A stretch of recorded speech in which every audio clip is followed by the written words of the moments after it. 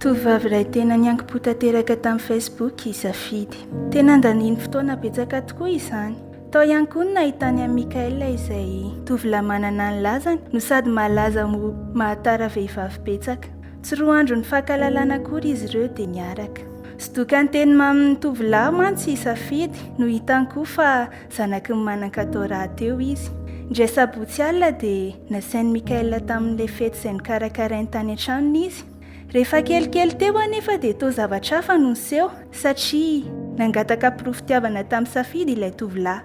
Tsy nanaiky ilay orika nomeny safidy anefa izy fa notariany niaraka aminy ho any amin'ny efitranony. Rehefa tonga tao dia notambazany sonoroany ary noesorony moramora ny akanjony. Tamin'izay indrindra no nahen'olona nitsikankany safidy ary nitodika tampoka. Nivaloarika ny endriny, nahita ireto tovolahy maromaro toa maneso sy manao teny marary azy. Ny sasany koa tazona finday toa maka horonan-tsary. I Mikaela kosa nefa tsy niraika firy, nilatsaka an-dranomasina ary niazakazaka ny voky izy. Herinandro taty aoriana dia niparitaka tamin'ny Facebook ilay horonan-tsary.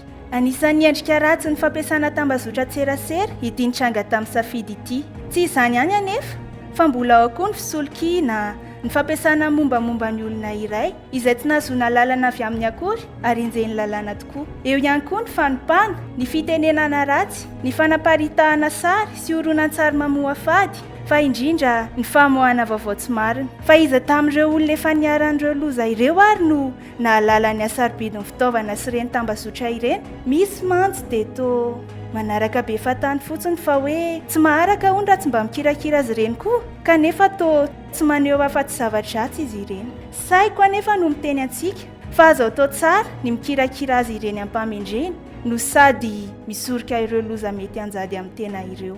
Andotiana no anarako, 17 taona aho ary misolo tena amin'ny mpanazava eto Madagasikara. Ary androany dia asehoko anareo anatin'ny teboka 3 lehibe ny fomba fampiasa ireny teknôlôjia ireny ao anatin'ny fitoniana tanteraka. Voalohany, ifandraiso ary ampiasao amin'ny fomba tsara izy.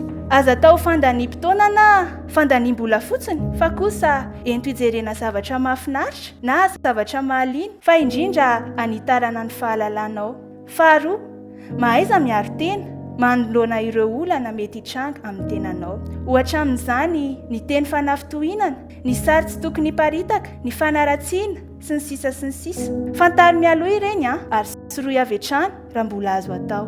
Raha hitanao fa efa miparitaka loatra anefa ireny dia azonao atao tsara ny maka capture d'écran hanamarinana ny tenanao na koa manantona mpisolo vava na ireo manam-pahefana hampahafantarana azy ireo ny zava-misy. Fantaro sy ady adio tsara aloha araka izany ny olona ifaneraseranao. Tandremo ihany koa ny manaparitaka vaovao tsy marina fa mety havery zoanao izany. Fahatelo farany, atao mandrakariva ny zonao, ny soatoavinao, ny voninahitranao, fa indrindra ny hafa manoloana ny fampiasanao azy ireny. Aza miady, miteny ratsy na manompa olonao. Jereo safidio tsara ihany koa izay zavatra hozarainao. Ary farany sary mendrika alefa ary asehoany mahianao anao fa tsy izay misongadina ihany no hitan'ny olona. Amaranako azy ny teny germanika tao hoe ny zavatra voakanao amin'ny internet dia milaza betsaka ny mikasika amin'ny maizy anao. Ka noho izany mamoha zavatra misy tanjona, mizara zavatra ampitandremana ary kirakirao ampamendrehana ny teknôlôjia. Mankasitraka indrindra.